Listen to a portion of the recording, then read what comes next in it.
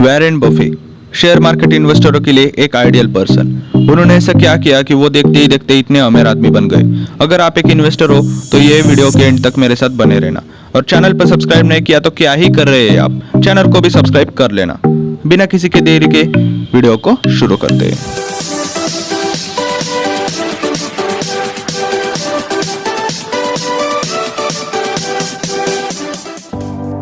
सबसे पहले Warren Buffett के जीवन के बारे में कुछ बातें जानना जरूरी है। जैसे वॉरेन बफे दुनिया में एक सेलिब्रिटी है, उन्हें एक शेयर बाजार के खिलाड़ी के रूप में भी जाना जाता है। दुनिया के सबसे अमीर व्यक्ति वॉरेन बफे को बिल गेट्स ने अपना सबसे अच्छा दोस्त और प्रेरक माना है। उनका जन्म 30 अगस्त 1930 को नेवास्का यूएस में हुआ था। उनके पिता का नाम हॉवर्ड बफे और माता का नाम लीला स्टोल था। उनके पिता एक शेयर बाजार के व्यापारी थे।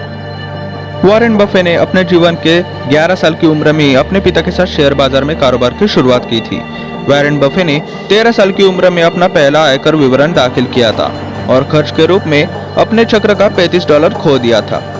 15 साल की उम्र में हाई स्कूल में अंतिम वर्ष में बफे और उनके एक सहयोगी ने $25 के लिए एक इस्तेमाल हुई पिन बॉल मशीन खरीदी थी और उसे नई दुकान में रख दिया था। बहुत कम समय में उनके पास विभिन्न स्थानों पर 3 मशीनें थी। बफे ने 20 साल की उम्र में हार्वर्ड बिजनेस स्कूल में प्रवेश के लिए आवेदन किया था, लेकिन इसे ठुकरा दिया गया। वॉरेन बफे ने फिर कोलंबिया बिजनेस स्कूल में दाखिला लिया और इसी से बफे ने अपने शेयर बाजार में निवेश करने के गुण सीखे। हाँ दोस्तों, इस शख्स के बारे में हम एक लाइन तो डेफिनेटली कह ही सकते, simple living and high thinking, मतलब कि सादा जीवन और उच्च विचार। वॉरेन बफे अपने जीवन शैली को बहुत सरल तरीके से जीते थे। वॉरेन बफे की दौलत के बावजूद उनकी जीवन शैली आज भी उतनी ही सरल है।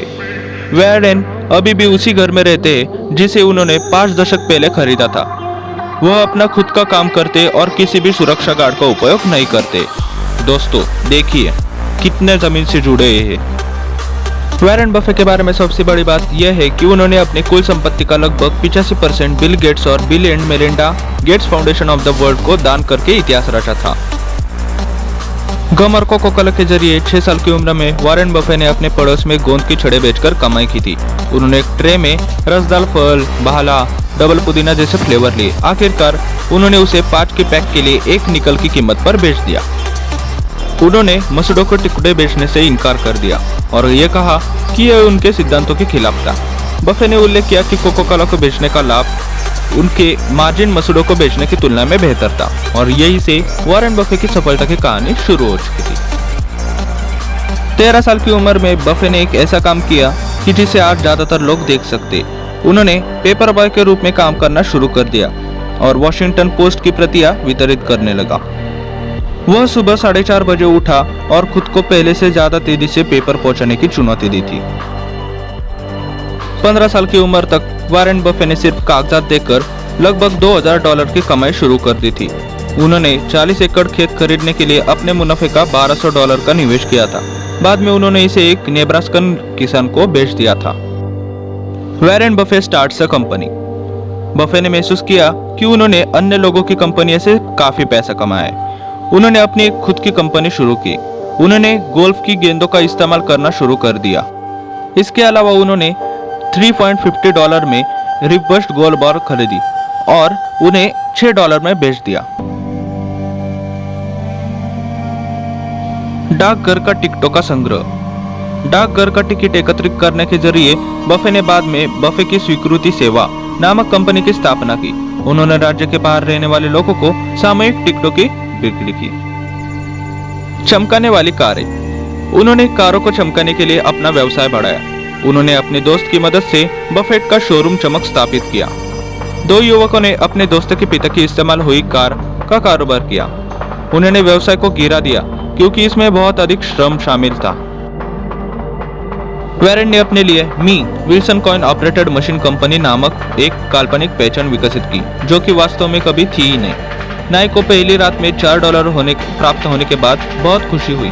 बफे ने अपने पहले सप्ताह में $25 का लाभ कमाया, जो कि उन्होंने एक नई पिलबॉल मशीन में निवेश कर दिया था। उन्होंने अपनी यात्रा तब तक जारी रखी जब तक उनके पास शहर के चारों ओर 7 या 8 मशीनें नहीं थी, जिन्होंने उन्हें एक स्थिर राजस्व अर्जित किया था। यदि आप उन चीजों को खरीदते हैं जिनकी आपको कोई भी जरूरत नहीं है, तो शीघ्र ही आपको उन चीजों को बेचना पड़ेगा जिसकी आपको बहुत जरूरत है। Overall moral of the story ये थी कि कोई भी काम करने से पीछे मत हटिए। नॉलेज आपके पास होना चाहिए, आपके पास पेशेंस होना चाहिए, और तो और आप कामयाब होने के बाद डाउन टू अर्थ रहने चाहिए। ये 4 चीजें जब किसी के पास आती है तो उसे कामयाब बनने से कोई नहीं रोक सकता। हाँ दोस्तों, ट्रस्ट मी। प्रतिष्ठा निर्माण करने के लिए 20 साल लग जाते हैं और इसे बर्बाद करने के लिए सिर्फ 5 मिनट ही काफी है। अगर आप इसके बारे में सोचते हैं तो आप अलग तरह से काम करने लगेंगे। तो ये थी आज की वीडियो। जैसे कि मैंने पहले बोला था, जो कि इन्वेस्टर है वो इस वीडियो को पूरा देखिएगा। आई होप आपको नॉलेज आ गई होगी कि पेशेंस लाइफ में कितना इंपॉर्टेंट होता है। अगर वीडियो अच्छी लगी होगी तो वीडियो को लाइक जरूर कर देना, अपने फ्रेंड्स के साथ शेयर भी कर देना। और हाँ दोस्तों, चैनल पे न्यू हो तो चैनल को सब्सक्राइब करके बेल नोटिफिकेशन को ऑल पे सेट कर देना, ताकि ऐसे इंटरेस्टिंग वीडियोस की नोटिफिकेशन आप तक आती ही रहे। तो मिलते हैं अगले वाले वीडियो में, तब तक के लिए take care, tata, bye bye.